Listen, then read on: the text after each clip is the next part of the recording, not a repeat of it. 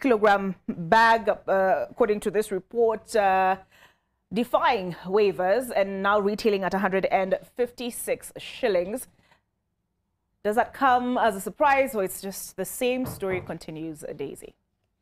It's the same story continuing. I remember before elections, we were talking about the subsidy because the cost of maize meal had gone so high. And we talked about it, and I said, look, these are just political gimmicks. In fact, I think just before, the day before the elections, the subsidies ended. Yes, yes. So the cost of living has been escalating.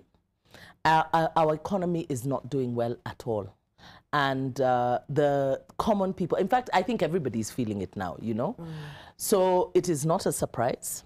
And the sooner that we get down to the business of addressing the economy and food security issues, the better. All right. Dr. Mose? I actually think it's going to get worse.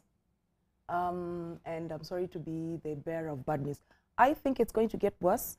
Once the fuel subsidy disappears in the next maybe month or two, once that is gone, everything is going to go up. I suspect fuel for a liter of petrol is probably going to be 180, 200, around there, once the fuel subsidy is gone, because the IMF has been pushing for that subsidy to be removed.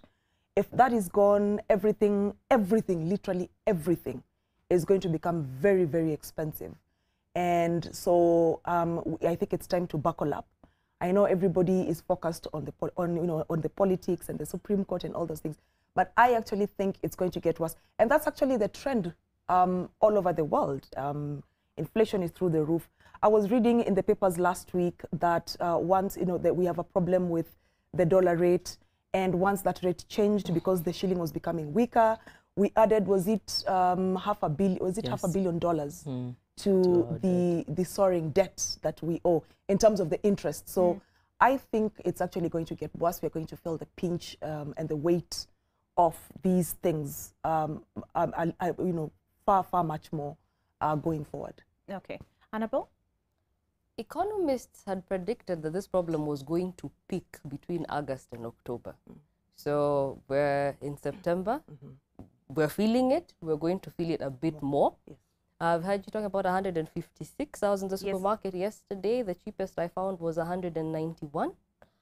The kiosks in the neighborhood are not retailing for anything short of 250. Yes. So what does that mean for us? It's a staple meal. Like ugali is the go-to food for low-income households in this country. What does this mean for us?